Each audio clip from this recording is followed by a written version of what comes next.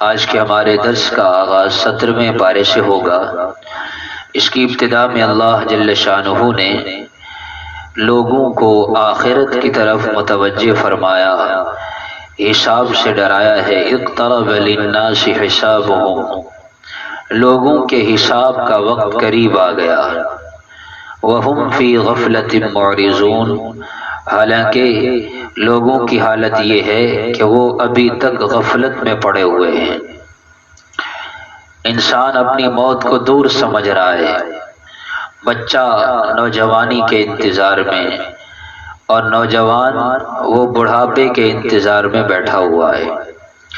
جس موت کو تم دور سمجھ رہے ہو، اللہ فرماتے ہیں ہمارے ہاں وہ تمہارے بالکل قریب آ چکی ہے۔ انہم یرونہ بعیدا ونراہ قریبا، تم موت کو بہت دور سمجھ بیٹھے ہو، لیکن نراہ قریبا، ہم تو اسے قریب ہی دیکھ رہے ہیں، قریب ہی دیکھ رہے ہیں۔ انسان جب اس دنیا میں آتا ہے تو یہ بات طے ہے، یہاں سے جانے کے لیے آتا ہے۔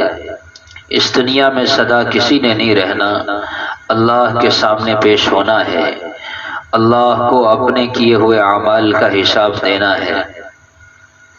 اس لیے اللہ جل شانہ نے قرآن کریم کو نصیحت نامے کے طور پر اور ہدایت اور رحمت کے طور پر اس امت کو عطا فرمایا کہ اس قرآن کریم پر عمل کر کے اور قرآن کریم کو سمجھ کر کے اس پر عمل کرنا، یہ دنیا اور آخرت کی بھلائی کا ذریعہ ہے۔ جہاں دنیا میں باعث رحمت ہے، وہاں آخرت میں بھی انسان کے لیے رحمت اور برکت کا ذریعہ ہوگا۔ حضور پاک صلی اللہ تعالی علیہ وسلم پر مشرکین یہ اعتراض کرتے تھے کہ آپ صلی اللہ تعالی علیہ وسلم اور آپ کے یہ دین کی جو دھوم ہے، آپ کا جو دین پھیل رہا ہے، اس دین کی اشاعت اور تبلیغ اور اس کا پھیلنا یہ نبی کریم صلی اللہ علیہ وسلم کی زندگی تک ہے۔ جب آپ اس دنیا سے پردہ فرما جائیں گے تو آپ کا دین بھی ختم ہو جائے گا۔ لیکن کیا معلوم ان لوگوں کو کہ اللہ نے اس دین کو رہتی دنیا تک کے لیے بنایا ہے اور آپ کے اس دین کو غالب بنایا ہے۔ والذی ارسل رسولہ بالہدی ودین الحق لیظہرہ علی الدین کلہ، یہ دین سارے دینوں پر غالب آ جائے گا، اس دین پر کبھی زوال نہیں آئے گا۔ تو اس لیے حضور پاک صلی اللہ علیہ وسلم کو جب یہ بات کہی گئی تو اللہ جل شانہ نے اس کے جواب میں قرآن کریم کی آیات اتاری۔ وما جعلنا لبشر من قبلک الخلد، ہم نے کسی بھی بشر کے لیے، چاہے وہ نبی ہو یا غیر نبی ہو، کسی نبی کسی بشر کے لیے اس دنیا میں ہمیشہ رہنا نہیں ہے۔ أَفَإِن مِتَّ فَهُمُ الْخَالِدُونَ، تو کیا اگر آپ اس دنیا سے چلے جائیں گے تو آپ پر اعتراض کرنے والے ہمیشہ رہیں گے؟ آپ اگر اس دنیا سے چلے گئے تو یہ کافر اور مشرک بھی سدا نہیں رہیں گے، انہوں نے بھی ایک دن اس دنیا سے جانا ہے۔ کل نفس ذائقۃ الموت، ہر ذی روح نے موت کا ذائقہ چکھنا ہے۔ لیکن یہ دنیا کی زندگی نبلوکم بالشر والخیر، ہم اس دنیا کی زندگی میں تمہیں آزمائیں گے، کبھی پریشانی کے ذریعے آزمائیں گے، کبھی خوشی کے ذریعے آزمائیں گے، انہی دو حالتوں میں تمہاری زندگی گزرے گی۔ وَإِلَيْنَا تُرْجَعُونَ، نتیجتاً تم سب نے ہماری طرف ہی لوٹ کر آنا ہے۔ اللہ جل شانہ کے علاوہ کوئی جائے پناہ نہیں ہے۔ لا ملجأ ولا منجأ منک الا الیک، کوئی جائے پناہ نہیں سوائے اللہ جل شانہ کے۔ اس آیت میں ایک پیغام یہ بھی ہے کہ انسان کو اپنے مخالف کی موت پر بھی خوش نہیں ہونا چاہیے۔ کافر نبی کریم صلی اللہ علیہ وسلم کی مخالفت میں یہ بات کہتے تھے، اللہ نے اس کی تردید فرما دی۔ تو اس لیے کسی دوسرے کی موت پر خوشی کا اظہار کرنا اس سے منع کیا گیا ہے۔ نوشیروان بادشاہ کے پاس ایک شخص آیا شیخ سعدی رحمۃ اللہ علیہ نے یہ حکایت نقل کی ہے اور اس سے آ کر کے کہا کہ تمہارا فلاں دشمن اس دنیا میں نہیں رہا، وہ مر گیا ہے۔ اب اس نے جواب میں کہا، ہیچ سنی دی، کیا تو نے یہ بات سنی ہے کہ مجھے چھوڑ دیا گیا ہے، کہ اس کو تو اٹھا لیا گیا اور میں ہمیشہ اس دنیا میں رہوں گا؟ یہ بھی تو نہیں ہے، اگر آج وہ گیا ہے تو کل میں نے بھی جانا ہے۔ تو اس لیے اگر عدو بمرد جائے شادمانی نیست، کہ زندگانی ماں نیز جاویدانی نیست۔ شیخ سعدی کہتے ہیں اگر دشمن مر گیا تو یہ خوشی کا موقع نہیں ہے۔ کیوں کہ زندگانی ماں، ہماری زندگی بھی جاویدانی نیست، ہمیشہ کی زندگی نہیں۔ اگر اس کی زندگی ختم ہو گئی تو کل ہماری زندگی بھی ختم ہو جائے گی۔ عقل مند انسان وہ ہے جو اس دنیا کی زندگی سے فائدہ اٹھا لے۔ یہ دنیا کی زندگی کتنی قیمتی ہے اس کا اندازہ کل قیامت کے دن ہوگا۔ یومئذ یتذکر الانسان، انسان کو وہاں بات سمجھ آ جائے گی، نہ سمجھنے والوں کو بھی سمجھ آئے گی۔ وَأَنَّى لَهُ الذِّكْرَى، لیکن اس وقت کا سمجھ آنا پھر کوئی فائدہ نہیں دے گا۔ سمجھنے کا جہان، عمل کرنے کا جہان، یہ دنیا ہے، یہ دنیا دار العمل ہے۔ حضرت علی رضی اللہ تعالیٰ عنہ فرمایا کرتے تھے، اے لوگو، اليوم عمل ولا حساب وغدا حساب ولا عمل، آج عمل ہے حساب نہیں ہے، اور کل حساب ہوگا عمل نہیں ہوگا، کل حساب ہوگا عمل نہیں ہوگا۔ تو اس لیے ہم سب کے لیے یہ موقع ہے کہ ان ایام کو، یہ جو رمضان المبارک کا مہینہ ہوتا ہے، یہ پورے سال کی مشق کرانے کے لیے آتا ہے کہ انسان کی فطرت بن جائے، طبیعت بن جائے، کہ انسان کا کھانا، اس کا پینا، اس کا چلنا، اس کا پھرنا، اس کی نشست و برخاست، یہ ساری اللہ جل شانہ کے احکامات کے مطابق ہو جائے۔ یہ دیندار لوگوں کی ذمہ داری نہیں ہے، یہ ہر مومن کی ذمہ داری ہے، ہر مومن کی ذمہ داری ہے کہ وہ اپنی طبیعت کو، اپنی فطرت کو، اپنی خواہشات کو شریعت کے تابع بنا دے۔ جو اللہ کا ما آتاکم الرسول فخذوا وما نہاکم عنہ فانتہوا، کہ جس چیز کا اللہ کے نبی صلی اللہ علیہ وسلم جو کرنے کا حکم دیں وہ کرنا ہے، اور جس سے روکیں اس سے روکنا ہے، بس اس پر اپنی طبیعت کو لانا ہے۔ اس دنیا میں کیا ہوا کوئی بھی عمل رائے گاہ نہیں جاتا۔ وَنَزَعُ الْمَوَازِينَ الْقِسْطَ لِيَوْمِ الْقِيَامَةِ، کل قیامت کے دن ہم اعمال کو تولنے کے لیے ترازو رکھیں گے۔ فَلَا تُظْلَمُ نَفْسٌ شَيْئًا، ذرے کے برابر کچھ بھی، تھوڑی سی چیز بھی انسان کے ساتھ ذرے کے برابر بھی ظلم نہیں کیا جائے گا۔ وَإِن كَانَ مِثْقَالَ حَبَّةٍ مِّنْ خَرْدَلٍ، اگر رائی کے دانے کے برابر بھی، رائی کے دانے کے برابر بھی کوئی کیا ہوا عمل ہوگا، أَتَيْنَا بِهَا، ہم اس کا وہ عمل بھی لائیں گے۔ وَكَفَى بِنَا حَاسِبِينَ، ہم بطور حساب کے بڑا پورا حساب کرنے والے ہیں۔ حضور پاک صلی اللہ علیہ وسلم نے فرمایا، حساب و کتاب کا معاملہ بڑا سخت ہوگا۔ 3 موقع ایسے آئیں گے جہاں کوئی کسی کو یاد نہیں کرے گا، سب ایک دوسرے کو بھول جائیں گے۔ فرمایا پہلا موقع ہوگا اعمال کے وزن کا، اعمال کے وزن، اعمال تل رہے ہوں گے، کسی کو دوسرے کی پرواہ نہیں ہوگی، ہر آدمی نفسا نفسی کے عالم میں ہوگا۔ دوسرا موقع فرمایا پل صراط سے گزرنا، جب پل صراط سے گزریں گے ہر ایک کو اپنی پڑی ہوگی، کوئی کسی دوسرے کی فکر نہیں کرے گا۔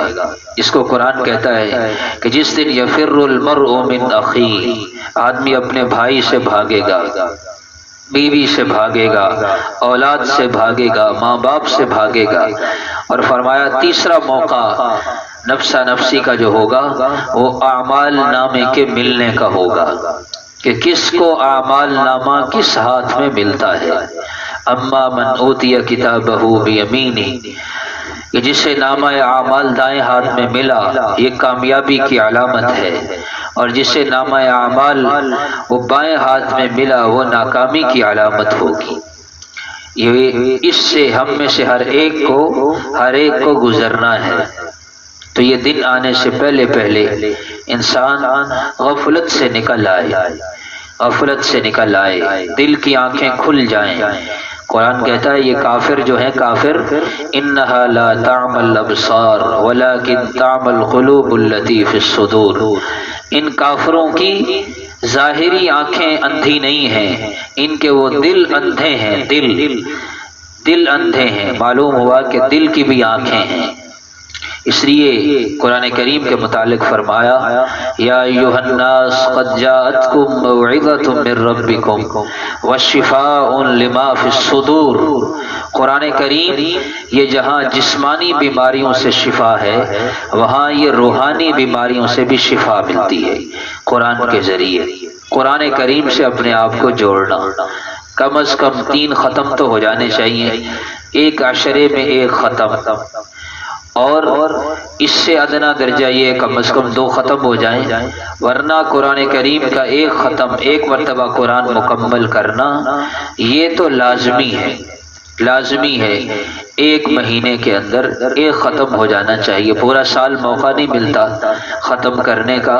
تو اس لیے یہ رمضان المبارک اس مہینے میں اللہ نے بڑی برکت رکھی ہے، تھوڑے وقت میں انسان زیادہ کما سکتا ہے۔ جیسے سیزن ہوتا ہے، سیزن، اب دکاندار کاروباری آدمی وہ اتنا باقی دنوں میں نہیں کماتے جتنا سیزن کے دنوں میں کماتے ہیں۔ بعض کاروبار تو ایسے ہوتے ہیں وہ سیزن کے موقع پر کما لیا پھر پورا سال کھاتے ہیں۔ تو یہ نیکیوں کا سیزن ہے، اس مہینے میں نیکیاں کریں گے، نیکی کی طرف اپنی طبیعت کو راغب کریں گے تو انشاءاللہ اس کا اثر پورا سال چلے گا۔ اور اگر خدا نخواستہ رمضان جیسے گزر رہا ہے ایسے ہی اگر گزرتا گیا اور ختم ہو گیا اور ہماری زندگی میں تبدیلی نہ آئی تو پھر علامہ ابن جوزی فرماتے ہیں جس آدمی کی آخرت کی طرف رغبت، اللہ سے تعلق، گناہوں کی تلافی اس مہینے میں بھی نہ ہوئی، جس نے اس موقع سے بھی فائدہ نہ اٹھایا، پھر وہ کس موقع کے انتظار میں ہے؟ کس موقع کے انتظار میں ہے؟ ابھی تو شیطان قید ہو گیا اور نفس روزے کی وجہ سے مغلوب ہو گیا۔ 2 بڑے دشمن صحابہ کرام سے آپ علیہ السلام نے فرمایا کہ شیطان کی چراگاہوں کو برباد کرو، شیطان کی چراگاہوں کو برباد کرو۔ اب صحابہ نے پوچھا یا رسول اللہ شیطان کی چراگاہ کیا ہے؟ شیطان کو کس چیز سے تقویت ملتی ہے؟ آپ نے فرمایا محرمات، حرام کام، حرام دیکھنا، حرام سننا، حرام کھانا، حرام غلط جگہ جانا، غلط جگہ غلط چیز پکڑنا اور غلط سوچنا، یہ ساری جن چیزوں سے اللہ نے منع فرمایا، یوں سمجھ لیجئے ہر گناہ کا کام یہ شیطان کو تقویت دینا ہے۔ تو صحابہ نے عرض کیا یا رسول اللہ شیطان کی ان چراگاہوں کو برباد کرنے کی کیا صورت ہے؟ آپ نے فرمایا شیطان کی چراگاہوں کو برباد کرنے کی بہترین صورت روزہ رکھنا ہے۔ کیا کرنا ہے؟ روزہ رکھنا ہے۔ تو شیطان خود قید ہو گیا اور روزہ رکھنے سے نفس مغلوب ہو گیا تو نیکی کرنا آسان ہو گیا، گناہ کرنا مشکل ہو گیا۔ اب اگر اس موقع سے میں فائدہ نہ اٹھاؤں تو یہ میری کوتاہی ہے۔ حضرت ابراہیم علیہ السلام کے واقعے کا تذکرہ ہے۔ حضرت ابراہیم علیہ السلام آزمائش در آزمائش، مختلف آزمائشوں سے گزرے۔ اللہ جل شانہ نے حضرت ابراہیم علیہ السلام کے واقعے کو یہاں بیان فرمایا ہے۔ مشہور واقعہ ہے، قوم بت پرست تھی، بعد ان میں سے ستاروں کی پرستش کرتے تھے۔ قوم میلے پر گئی، حضرت ابراہیم علیہ السلام نے کلہاڑا لے کر جا کے سارے بتوں کو توڑ دیا اور کلہاڑا بڑے بت کے کندھے پر رکھ دیا۔ لوگ آئے، دیکھا بتوں کی یہ حالت ہے، آپس میں ایک دوسرے سے پوچھنے لگے کہ یہ کس نے کیا ہوگا؟ من فعل ھذا بآلہتنا، جس نے بھی کیا ہے وہ بڑا ظالم ہے۔ لوگوں نے پھر کہا کہ ایک نوجوان ہے جو ہمارے بتوں کی مخالفت کرتا رہتا ہے، جس کو ابراہیم کہتے ہیں۔ ان کو بلایا گیا، پوچھا کیا آپ نے کیا ہے اے ابراہیم؟ حضرت ابراہیم علیہ السلام نے بتوں کی نفی فرمائی کہ تم کن کو اپنا معبود مانتے ہو جو نہ تمہیں نفع دے سکتے ہیں نہ تمہیں نقصان سے بچا سکتے ہیں۔ اف لکم ولما تعبد، تف ہے تمہارے اوپر اور یعنی افسوس ہے تمہارے اوپر اور تمہارے ان معبودوں پر بھی افسوس ہے جن کی تم اللہ کے علاوہ عبادت کرتے ہو۔ افلا تعقلون، کیا تم عقل نہیں رکھتے؟ لوگوں کو یقین ہو گیا کہ یہی ہیں جنہوں نے ہمارے بتوں کو توڑا ہے۔ قالوا حرقوه وانصروا، اسے جلا ڈالو۔ 1 مہینہ تک ایندھن اکٹھا کیا گیا، 7 دن تک آگ جلائی گئی۔ آگ میں اتنی شدت تھی، تفسیر مظہری میں لکھا ہے کہ پرندہ بھی اوپر سے نہیں گزر سکتا تھا۔ پھر شیطان نے مشورہ دیا کہ اب قریب جا کے تو نہیں ڈال سکتے، من جنیق کے ذریعے حضرت ابراہیم علیہ السلام کو آگ میں ڈالا گیا۔ اللہ جل شانہ نے اپنی قدرت کا مظاہرہ فرمایا۔ حضرت ابراہیم علیہ السلام جن رسیوں سے بندھے ہوئے تھے وہ رسیاں تو جل گئیں، لیکن حضرت ابراہیم علیہ السلام کا ایک بال تک نہ جلا۔ اللہ اکبر۔ اللہ جل شانہ کیا فرما رہے ہیں؟ ہم نے کہا اے آگ تو ٹھنڈی ہو جا، وسلامًا، اور سلامتی والی ہو جا۔ انہوں نے سازش کی حضرت ابراہیم علیہ السلام کو جلانے کی، فجعلناہم الاخسرین، فرمایا ہم نے انہیں سب سے زیادہ خسارہ پانے والا بنا دیا۔ تفسیر مظہری میں یہ بھی لکھا ہے کہ حضرت ابراہیم علیہ السلام فرمایا کرتے تھے، ایک روایت میں آتا ہے، میری زندگی کے بہترین دن وہ تھے جو میں نے آگ میں گزارے۔ میری زندگی کے بہترین دن وہ تھے جو میں نے آگ میں گزارے۔ دیگر انبیاء علیہ الصلوۃ والتسلیمات کا بھی تذکرہ ہے۔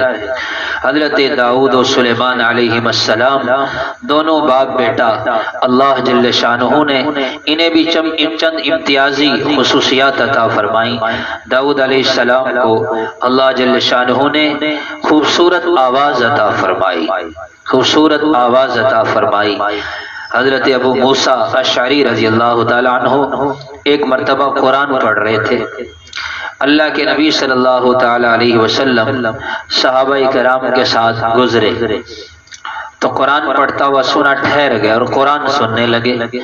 تھوڑی دیر کے بعد حضرت ابو موسیٰ اشعری کو معلوم ہوا کہ آپ صلی اللہ علیہ وسلم نے میرا قرآن سنا، تو خوشی کی انتہا نہ رہی، عرض کہ یا رسول اللہ، اگر مجھے پتا ہوتا آپ میرا قرآن سن رہے ہیں تو میں قرآن کو اور اچھا کر کے پڑھتا، اور اچھا کر کے پڑھتا۔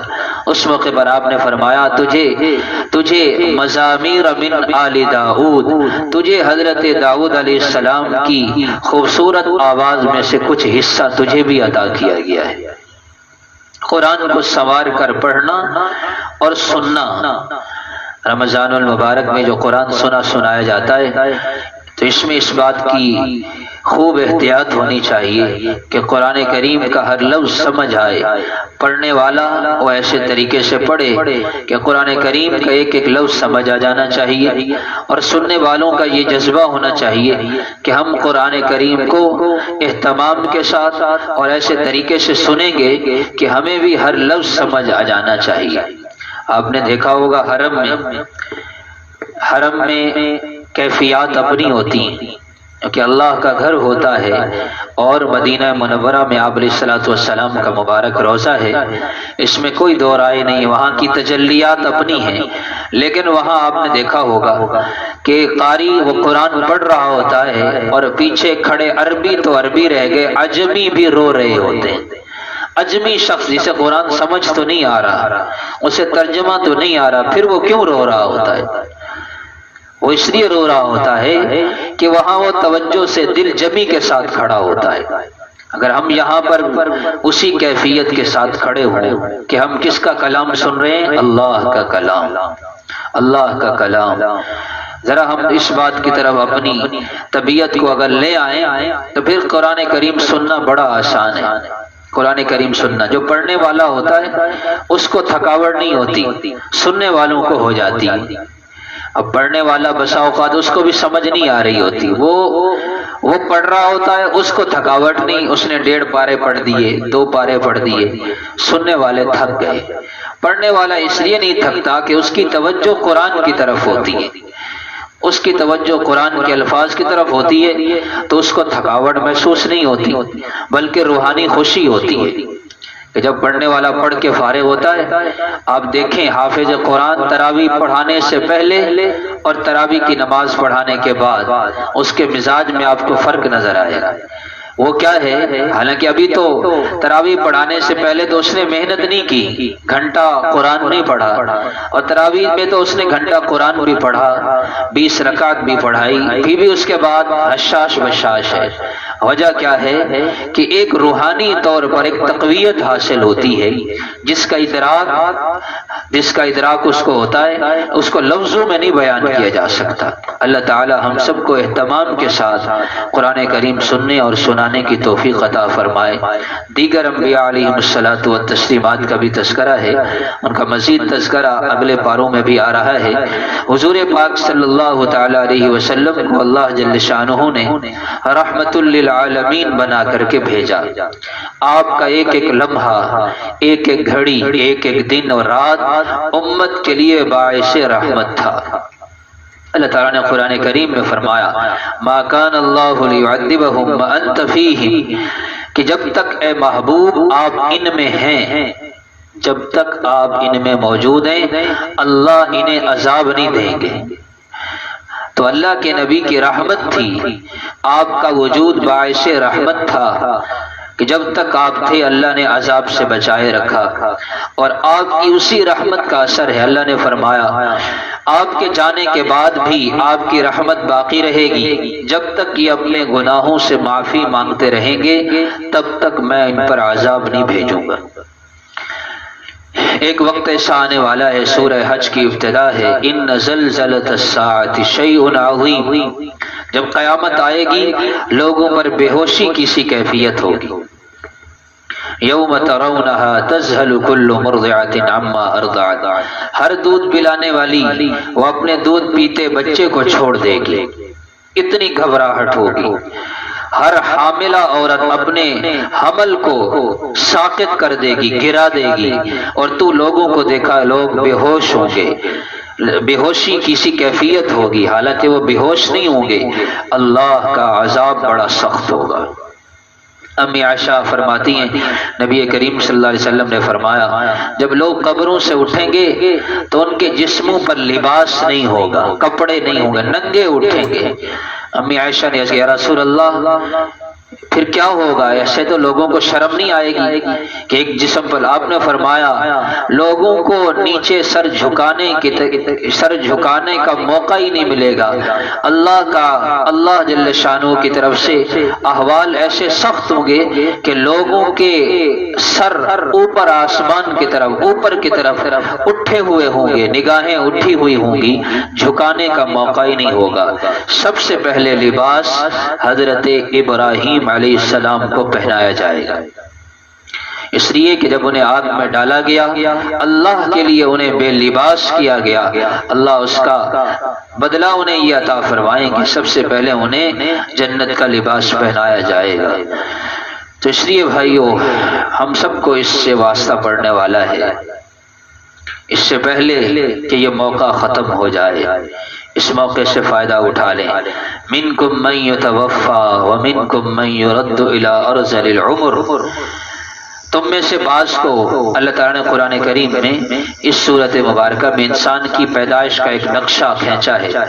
نطفے سے انسان بنتا ہے، نطفے سے پھر علقہ گوشت کا لوتھڑا، پھر اس کے بعد مضغہ بنا، پھر اس کے بعد اللہ جل شانہ نے انسان کے جسم کو شکل عطا فرمائی، پھر روح پھونکی گئی، پھر انسان نخرجکم طفلا، پھر ہم تمہیں بچے کی شکل میں ماں کے پیٹ سے نکالتے ہیں، ثم لتبلغوا اشدکم، پھر تم اپنی جوانی کی انتہا کو پہنچتے ہو، پھر ایک وقت ایسا آتا ہے من یتوفا، قصہ ہی ختم، موت آ جاتی ہے، بعض تو 60-70 سال کی عمر میں چلے گئے، منکم من یرد الی ارذل العمر، بعض ان میں سے ایسے ہیں جو عمر کے بدترین حصے تک پہنچ جاتے ہیں، لکی لا یعلم من بعد علم شیئا، پھر اس کے بعد یہ چلنے میں بھی، اٹھنے بیٹھنے میں، کھانے پینے میں دوسروں کا محتاج ہو جاتا ہے۔ عمر کے اس حصے میں پہنچنے سے آپ علیہ السلام نے پناہ مانگی ہے، جسے میں آپ سے بارہا عرض کرتا رہتا ہوں۔ مناجات مقبول ایک رسالہ ہے، فاروق بھائی کے پاس وہ رسالہ موجود ہے، چھوٹا سا کتابچہ ہے، اللہ تعالیٰ موقع دیں تو وہ خرید کر اس میں روزانہ کی بنیاد پر دعائیں لکھی ہیں، بڑی خوبصورت دعائیں ہیں مناجات مقبول کے نام سے۔ اس میں اللہ کے نبی صلی اللہ علیہ وسلم کی یہ دعا ہے، اللہم انی اعوذ بک من ان ارد الی ارذل العمر لکی لا اعلم بعدی شیئا، اس طرح کی دعا ہے۔ اسی آیت کا وہ مفہوم ہے، اے اللہ میں آپ سے پناہ مانگتا ہوں کہ میں عمر کے اس حصے میں پہنچ جاؤں کہ پھر میں کچھ جان اور پہچان بھی نہ سکوں، جسے ہم کہتے ہیں نا کہ انسان پھر دوسروں پر بوجھ بن جاتا ہے۔ پھر والدین جب اس عمر میں پہنچتے ہیں تو پھر اولاد بھی دعا کر رہی ہوتی ہے کہ آپ جی ہمارے والدین، ہماری والدہ، ہمارے والد کے لیے دعا کریں، اللہ اس کی پریشانی دور کر دے۔ اللہ اکبر! جس اولاد کے لیے آپ نے عمر کے 60-70 سال لگا دیے، وہ آخر میں آپ کے لیے کیا دعا کروا رہی ہے کہ آپ دعا کریں اللہ میرے والد کی پریشانی دور کر دے، اللہ ان کے مقدر میں شفا ہے تو اللہ انہیں شفا دے دیں، ورنہ اللہ تعالیٰ انہیں سنبھال لے۔ تو اس عمر کے اس حصے میں پہنچنے سے اللہ کے نبی صلی اللہ علیہ وسلم نے پناہ مانگی ہے۔ 60-70 سالہ جو زندگی ہے یہ متوسط عمر ہے۔ آپ علیہ السلام نے فرمایا، اعمار امتی ما بین 60 الی 70، میری امت کی اوسط عمر وہ 60 سے 70 کے درمیان ہے۔ آپ علیہ السلام کی خود عمر کتنی تھی؟ عمر مبارک 63 سال، حضرت صدیق اکبر کی عمر 63 سال، حضرت عمر فاروق رضی اللہ تعالیٰ عنہ کی عمر بھی 63 سال، حضرت عثمان غنی رضی اللہ تعالیٰ عنہ کی غالباً 82 سال، اور حضرت علی رضی اللہ تعالیٰ عنہ کی بھی بعض روایات کے مطابق، تاریخی روایت میں آتا ہے ان کی بھی 63 سال۔ تو اگر اس تناسب کو دیکھیں تو عمر کتنی ہے؟ 60 سے 70 کے درمیان۔ تو جس کے 30 گزر گئے، ویسے تو موت کا ایک لمحے کا پتہ نہیں، لیکن متوسط عمر کے حساب سے بس 30 باقی ہیں، بس 20 باقی ہیں، بس 10 باقی ہیں۔ جو 60 سے اوپر جا رہا ہے وہ بونس کی عمر گزار رہا ہے، کسی وقت بھی موت آ سکتی ہے۔ ہمارے بزرگوں میں عالمی مجلس تحفظ ختم نبوت کے امیر حضرت مولانا شیخ الحدیث عبد المجید لدھیانوی رحمت اللہ علیہ وفاق کے بھی ذمہ داروں میں تھے۔ تو ان کو ایک مرتبہ دل کا دورہ ہوا، ہارٹ اٹیک ہوا، پھر دوسری بار ہوا، تو اللہ نے علماء کو بڑی شان عطا فرمائی، وہ موت سے گھبراتے نہیں ہیں، جتنا مرضی منع کر لیں ڈاکٹر، وہ اپنا چلتے رہتے ہیں۔ تو ان کو ڈاکٹروں نے سفر سے منع کر دیا اور وفاق کی ذمہ داریوں سے بھی منع کر دیا کہ اب آپ آرام کریں، اور ڈاکٹروں نے ایک جملہ کہا کہ اب آپ کو کسی وقت بھی کچھ ہو سکتا ہے، آپ کو کسی وقت بھی کچھ ہو سکتا ہے۔ تو حضرت فرماتے ہیں، خادم کہنے لگا، حضرت مسکرا دیے، فرمایا بھائی تم ہمیں اب 60-70 سالہ میری زندگی ہو گئی، تم اب یہ بات ہمیں سمجھا رہے ہو، ہم 50 سال سے یہی بات طالب علموں کو پڑھاتے آ رہے ہیں کہ بھئی کسی وقت کچھ ہو سکتا ہے۔ تو یہ کوئی نئی بات تو نہیں ہے، چنانچہ ایسا ہی ہوا۔ یہاں وفاق کے دفتر میں علماء کا اجلاس تھا، اسی اجلاس میں بیان فرما رہے تھے، اسی بیان کے دوران ہی بس وہ دوبارہ دل کی تکلیف ہوئی اور وہیں اللہ کو پیارے ہو گئے۔ اللہ کی شان ہے، جب اس دنیا سے گئے 1 روپیہ ملک میں نہیں تھا، 1 روپیہ، اور جو گاڑی زیر استعمال تھی وہ بھی ایک طالب علم نے جو ان سے پڑھتا تھا، کراچی کا تھا، اس نے ہدیہ کی تھی۔ حضرت نے اس شرط پر لی کہ میں یہ گاڑی اس شرط پر لے رہا ہوں جب تک میں زندہ ہوں میرے استعمال میں رہے گی، جس دن میں فوت ہو گیا یہ گاڑی آپ کی آپ کے پاس واپس پہنچے گی، میں آپ سے عاریتاً لے کر یہ گاڑی استعمال کر رہا ہوں تاکہ میں جب اس دنیا سے جاؤں، اولاد تھی نہیں، فرمایا کرتے تھے کہ مجھے فخر ہے اس بات پر کہ میری نسبی اولاد تو نہیں لیکن میری روحانی اور اولاد لاکھوں میں ہے، میری روحانی اولاد لاکھوں میں ہے۔ یہ دارالعلوم کبیر والا کے محتمم مولانا ارشاد صاحب، ہمارے استاد محترم حضرت مولانا محمد نواز صاحب، یہ سارے انہی کا ہی فیض ہے، انہی کے ہی لگائے ہوئے یہ پودے ہیں جو آج درخت کی شکل میں امت کو سیراب کر رہے ہیں۔ تو اس لیے میرے محترم بھائیوں، انسان کا کسی وقت کا کچھ پتہ نہیں، کون کس وقت چلا جائے، اس سے پہلے انسان سنبھل جائے، پھر سنبھلیں گے لیکن پھر موقع نہیں ملے گا۔ آخر میں اللہ جل شانہ نے حضور پاک صلی اللہ تعالی علیہ وسلم کو یہ حکم دیا، آپ کے توسط سے امت کو یہ پیغام ملا، وجاہدوا فی اللہ حق جہادی، دین اسلام کے اعلاء کے لیے، اعلاء کلمت اللہ کے لیے اور دین اسلام کی اشاعت و تبلیغ کے لیے ہر آدمی اپنی وسعت کے مطابق کوشش کرے اور میرا اور آپ کا سب سے بڑا تعارف وہ مسلمان ہونا ہے۔ هو سماکم المسلمین، ہم سب کا نام کیا ہے؟ ہم کون ہیں؟ ہم مسلمان ہیں، ہم مسلمان ہیں، یہ ہمارا سب سے بڑا تعارف ہے۔ اسلام کسے کہتے ہیں؟ اسلام ظاہر کا نام ہے، بعض لوگوں کو یہ بات سمجھ نہیں آتی، وہ کہتے ہیں ایمان اور اسلام ایک چیز کا نام ہے۔ نہیں، ایمان دل کی کیفیت، ایمان کا تعلق دل کے ساتھ ہے، اسلام کا تعلق ظاہر کے ساتھ ہے۔ یوں کہیں اسلام کا تعلق ظاہر کے ساتھ ہے، ایمان کا تعلق باطن کے ساتھ ہے۔ ظاہری زندگی دین کے مطابق ہوگی تو یہ اسلام ہے، دل میں اللہ اور اللہ کے رسولوں پر ایمان ہوگا تو یہ ایمان ہے۔ اس لیے تو ایک قبیلے والے دیہاتی آئے اور کہنے لگے قالت الاعراب آمنا قل لم تؤمنوا ولكن قولوا اسلمنا، دیہاتی آئے اور آ کر کہنے لگے یا رسول اللہ ہم ایمان لے آئے۔ اللہ تعالیٰ نے فرمایا آپ ان سے کہہ دیجئے لم تؤمنوا ولكن قولوا، تم اپنے آپ کو مومن نہ کہو، مسلمان کہو، اس لیے کہ ابھی ایمان اپنی حقیقت کے ساتھ تمہارے دل میں نہیں اترا، ابھی تم نے ظاہری کلمہ پڑھا ہے، جب ایمان دل میں اتر جاتا ہے پھر انسان مومن بن جاتا ہے۔ اللہ تعالیٰ جو کچھ کہا سنا ہم سب کو اس پر عمل کرنے کی، دوسروں تک پہنچانے کی توفیق عطا فرمائے۔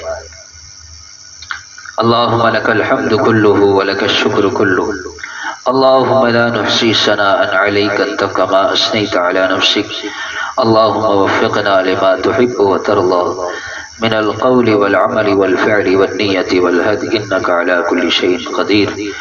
اے اللہ جو کچھ کہا سنا اس پر عمل کرنے کی توفیق عطا فرما، دوسروں تک پہنچانے کی بھی توفیق عطا فرما۔ اے اللہ اس ماہ مبارک کو ہم سب کی غفلت کے دور ہونے کا ذریعہ بنا، ہم سب کی مغفرت اور بخشش کا ذریعہ بنا، ہمیں ظاہراً باطناً پاک فرما۔ وصلی اللہ تعالی علی خیر خلق محمد وآلہ وسلم۔ اللہ تعالیٰ آپ حضرات کا بیٹھنا قبول فرما۔